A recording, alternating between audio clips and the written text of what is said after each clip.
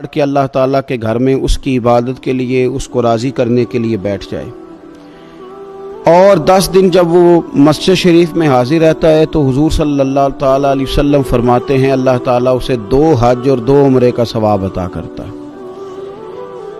اعتکاف کے اندر کچھ باتیں بڑی ضروری ہوتی ہیں، جیسا کہ انسان کو بلا ضرورت طبی مسجد سے باہر نہیں آنا، اس کو کوئی فضول بات نہیں کرنی، اس کو کوئی ایسا کام نہیں کرنا کہ جو شریعت اسلامیہ جس سے منع کرتی ہو۔ اس کے ساتھ ساتھ کچھ اعتکاف کے آداب بھی ہیں کہ اس نے 10 دن مسجد کے اندر رہنا ہے تو آخر اس نے کرنا کیا ہے۔ ہمارے ہاں لوگ مسائل پوچھ لیتے ہیں اور مسائل پوچھنے کے بعد پھر ان کی گنجائش سے بہت زیادہ فائدہ اٹھاتے ہیں۔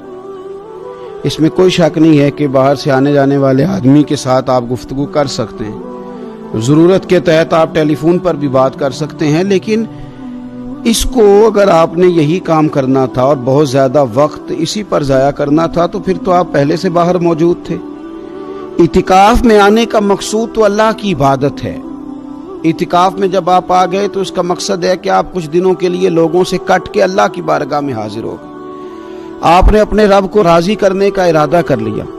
تو اعتکاف میں ایک تو شوق سے آئیں۔ ہمارے علماء نے لکھا ہے کہ زندگی میں ایک بار تو اعتکاف کاری لینا چاہیے، اس پر توجہ ہو ہی جانی چاہیے۔ وقت ملنا تو زندگی میں پراپر طریقے سے تو بڑا مشکل ہوتا ہے، لیکن وقت نکال کے اعتکاف میں ایک دفعہ تو زندگی میں آ ہی جانا چاہیے، اور کسی کو ہر سال موقع مل جائے تو پھر تو کیا ہی بات۔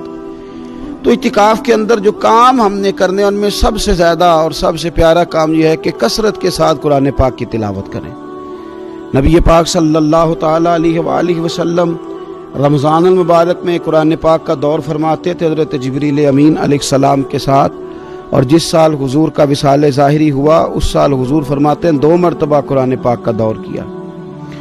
2 دفعہ حضور نے حضرت جبریل امین کو قرآن شریف سنایا اور 2 دفعہ انہوں نے نبی پاک صلی اللہ علیہ وسلم کو سنایا۔ تو بہت کثرت کے ساتھ قرآن پاک کی تلاوت کی جائے۔ ایک پہلو اور بھی ہے اس کا، اس پر بھی آپ توجہ کریں گے۔ قرآن مجید کو پڑھنا بھی ضروری ہوتا ہے اور صحیح پڑھنا سب سے زیادہ ضروری ہوتا ہے۔ تو اگر آپ کسی ایسی مسجد میں تشریف فرما ہیں جہاں آپ کے لیے بندوبست کیا گیا ہے تو کوشش کریں کہ وہاں قاری صاحب سے، عالم صاحب سے، امام صاحب سے آپ قرآن مجید کو سیکھیں، اور کوئی زیادہ مشکل نہیں ہے۔ پورے 10 دن آپ موجود ہیں، اور اگر آپ 10 دن پوری توجہ کے ساتھ قرآن مجید کے مخارج پہ لگائیں گے تو امید ہے کہ بہت حد تک آپ کو قرآن مجید سمجھنے میں، پڑھنے میں آسانی ہونے لگے۔